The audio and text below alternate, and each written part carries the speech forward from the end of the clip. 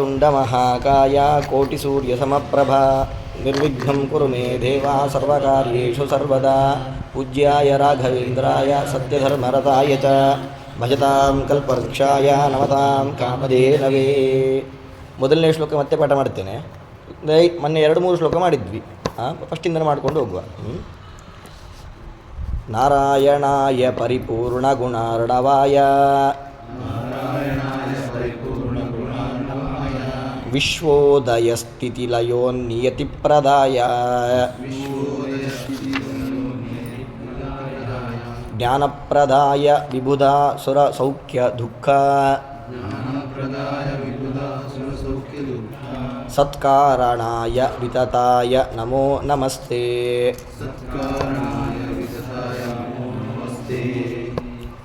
ತಾತ್ಪರ್ಯ ನಿರ್ಣಯ, ಮಹಾಭಾರತ ತಾತ್ಪರ್ಯ ನಿರ್ಣಯ ಅಂತ ಆ ಬುಕ್ಕಿಗೆ ರೂಪ. ಸರ್ವಮೂಲ ಗ್ರಂಥಗಳಲ್ಲಿ ಇದು ಒಂದು ಗ್ರಂಥ. ಇದನ್ನು ಬರೆದವರು ಮಧ್ವಾಚಾರ್ಯರು. ಇದರಲ್ಲಿ ಒಟ್ಟು 32 ಅಧ್ಯಾಯಗಳಿದೆ. ಸಪ್ತಶತಿಯಲ್ಲಿ ಹೇಗೆ 13 ಅಧ್ಯಾಯ ಅಂತ ಇದೆಯೋ ಹಾಗೆ 12 ಅಧ್ಯಾಯ ಅಂತಿದೆಯೋ ಹಾಗೆಯೇ ಇದರಲ್ಲಿ 32 ಅಧ್ಯಾಯಗಳು ಅಂತ ಬರ್ತದೆ. ಅದು ಎಲ್ಲದಕ್ಕೂ ಕೂಡ ಒಂದೊಂದು ಶ್ಲೋಕಗಳಂತೆಲ್ಲ ವಿಂಗಡಣೆ ಮಾಡಿಕೊಂಡು ಒಟ್ಟು 32 ಅಧ್ಯಾಯಗಳು ಅಂತೇಳಿ. 32 ಅಧ್ಯಾಯಗಳಲ್ಲಿ ಮೊದಲ 3 ಅಧ್ಯಾಯಗಳಿಂದ ಇದಕ್ಕೆ ನಿರ್ಣಯ ಶ್ರುತಿ ಮತ್ತು ಸ್ಮೃತಿಗಳಿಂದ. ಶ್ರುತಿ ಅಂತಂದರೆ ನಾವು ಹೇಳೋ ವೇದಗಳು, ಸ್ಮೃತಿ ಅಂತಂದರೆ ಶ್ಲೋಕಗಳು. ಇವುಗಳ ಪ್ರಮಾಣವನ್ನು ತೋರಿಸ್ತಾ ಇದ್ದಾರೆ. 3 ಅಧ್ಯಾಯಗಳಿಂದ ಈ ಶ್ಲೋಕವನ್ನು ಯಾಕೆ, ಈ ಗ್ರಂಥವನ್ನು ಯಾಕೆ ಓದಬೇಕು ಅನ್ನೋದ್ರ ಬಗ್ಗೆ 3 ಅಧ್ಯಾಯದಿಂದ ಇವತ್ತಿಂದ ಪಾಠ ಆಗುವ 3 ಅಧ್ಯಾಯ, ಒಂದು 2-3 ಕ್ಲಾಸಿನವರೆಗೆ ಇದಕ್ಕೆ ಪ್ರಮಾಣವನ್ನು ನಿರ್ಣಯ ಮಾಡಿ, ಆಮೇಲೆ 4ನೇ ಅಧ್ಯಾಯದಿಂದ 9ನೇ ಅಧ್ಯಾಯದವರೆಗೆ ಮೂಲ ರಾಮಾಯಣದ ಬಗ್ಗೆ ಇರುವ ಕೆಲವು ಪಾತ್ರ ಪರಿಚಯ ಮತ್ತು ಅವುಗಳಿಗೆ ಸಂಬಂಧಪಟ್ಟ ಕೆಲವು ಪ್ರಮಾಣಗಳು. ಲೋಕದಲ್ಲಿ ಏನೇನು ವಿರುದ್ಧ ಎಲ್ಲ ಇದೆ, ರಾಮನ ವಿಷಯದಲ್ಲಿ ಕೇಳುವಂತಹ ಸಂಶಯಗಳು, ಕೃಷ್ಣನ ವಿಷಯದಲ್ಲಿ ಕೇಳುವಂಥ ಅಥವಾ ಹನುಮಂತನ ಬಗ್ಗೆ ಕೇಳುವಂಥ ಕೆಲವು ಸಂಶಯಗಳು, ಏನೇನು ಚಿಕ್ಕ ಚಿಕ್ಕ ಸಂಶಯಗಳೆಲ್ಲ ಏನು ಬರುತ್ತೆ ಅದಕ್ಕೆಲ್ಲ ನಿರ್ಣಯ ಮೂಲ ರಾಮಾಯಣದಲ್ಲಿ ಬರುವಂತಹ ಕೆಲವು ವಿಚಾರಗಳಿಗೆಲ್ಲ ನಿರ್ಣಯವನ್ನು ಕೊಡ್ತಾರೆ. ಅದಾದ ಮೇಲೆ 10ನೇ ಅಧ್ಯಾಯದಲ್ಲಿ ವ್ಯಾಸಾವತಾರದ ಬಗ್ಗೆ ವಿಶೇಷವಾಗಿ ನಿರೂಪಣೆ ಮಾಡಿದ್ದಾರೆ. ವ್ಯಾಸಾವತಾರದ್ದು ಯಾಕೆ ಆದದ್ದು, ವೇದವ್ಯಾಸ ಅಂತ ಕರೀತಾರೆ.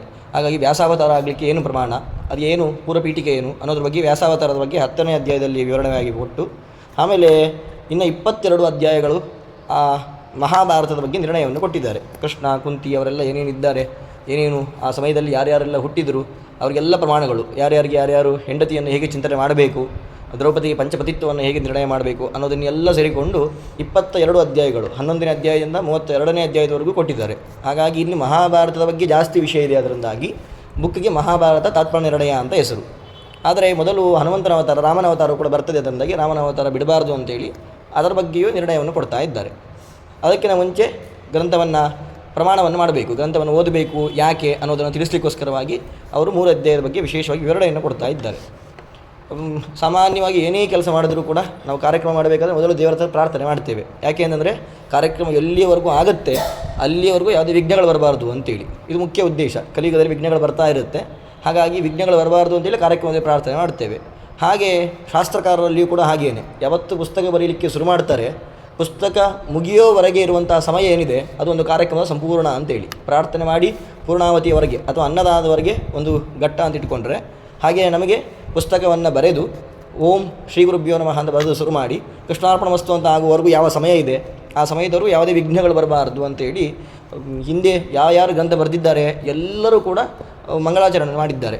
3 ರೀತಿಯಾಗಿ ಮಂಗಳಾಚರಣೆ ಮಾಡ್ಬೋದು: ಕಾಯಿಕ, ವಾಚಿಕ, ಮಾನಸಿಕ ಅಂತೇಳಿ. ಕಾಯಿಕ ಅಂತಂದರೆ ದೇವರಿಗೆ 108 ಪ್ರದಕ್ಷಿಣೆ ಮಾಡಿ ನಾನು ಈ ಕಾರ್ಯ ಮಾಡ್ತಾ ಇದ್ದೇನೆ ಅಂತೇಳಿ ದೈಹಿಕವಾಗಿ ಶ್ರಮವನ್ನು ಹಾಕೋದು ಅಂತೇಳಿ.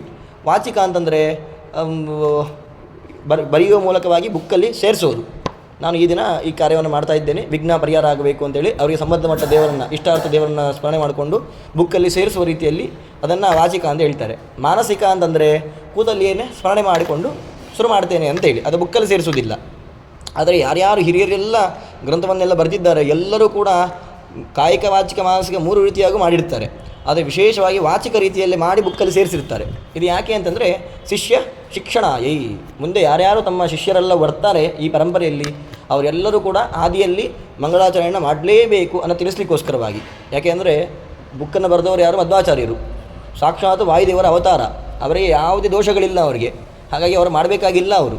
ಹಾಗಾಗಿ ದೇವರ ಏಕಾಂತ ಭಕ್ತರು, ಮಾಡಬೇಕಂತಲೇ ಇಲ್ಲ. ಯಾಕೆ ಮಾಡಿದ್ದು ಆದರೂ ಕೂಡ ಅಂತ ಹೇಳಿದ್ರೆ, ನಾವೇನಾದರೂ ಬುಕ್ ಬರೀಲಿಕ್ಕೆ ಶುರು ಮಾಡಿದ್ವಿ ಅಂತಂದರೆ, ನಾವೇನಾದರೂ ಕೆಲಸಗಳನ್ನ ಮಾಡಲಿಕ್ಕೆ ಶುರು ಮಾಡಿದ್ವಿ ಅಂತಂದರೆ ಖಂಡಿತವಾಗಿ ಬಂದೇ ಬರುತ್ತೆ ವಿಘ್ನಗಳು. ಅದನ್ನೆಲ್ಲ ಪರಿಹಾರ ಆಗಬೇಕು ಅನ್ನೋ ಕಾರಣಕ್ಕೋಸ್ಕರವಾಗಿ ಮಾಡಬೇಕು ಅಂತ ನಮಗೆ ಸೂಚನೆ ಮಾಡಲಿಕ್ಕೋಸ್ಕರವಾಗಿ ಸೇರಿಸಿದ್ದು.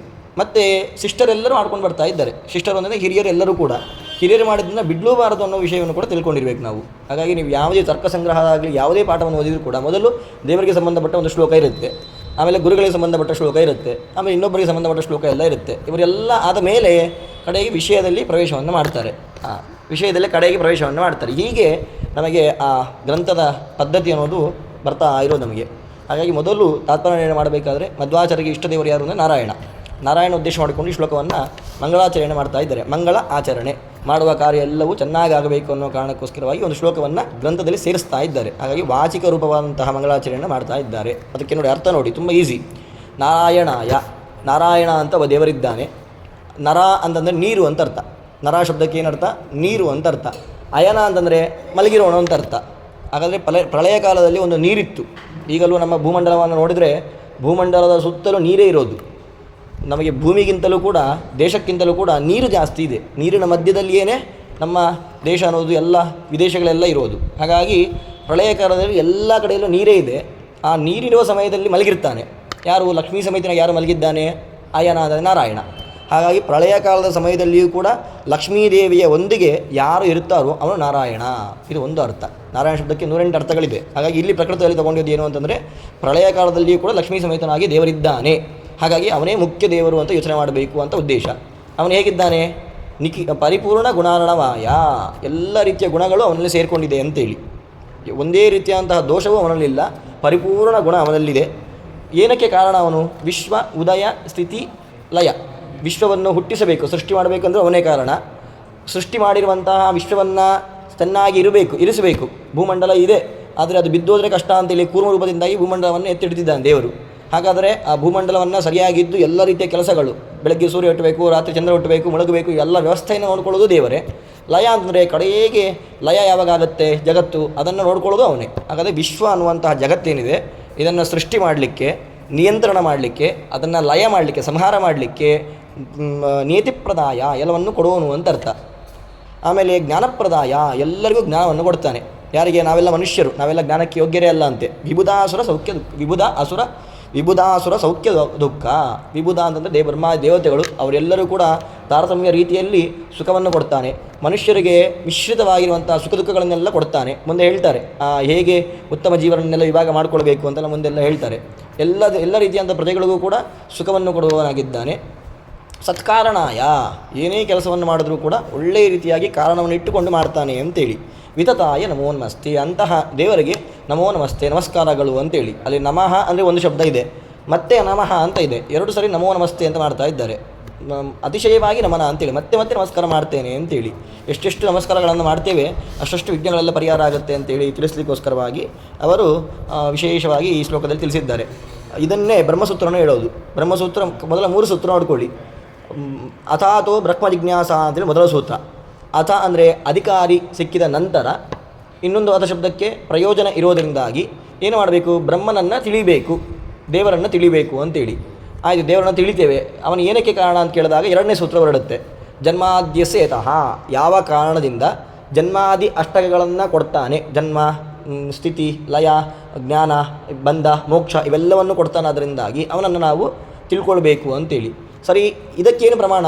ಜನ್ಮಾದಿಗಳನ್ನೆಲ್ಲ ಜಗತ್ತಿಗೆ ಕೊಟ್ಟು ಕಾಪಾಡ್ತಾನೆ ಅನ್ನಲಿಕ್ಕೆ ಏನು ಕಾರಣ ಅಂತ, ಏನು ಪ್ರಮಾಣ ಏನು ಅಂತಂದರೆ 3ನೇ ಸೂತ್ರ ಹೊರಡುತ್ತೆ. ಯಾವುದು?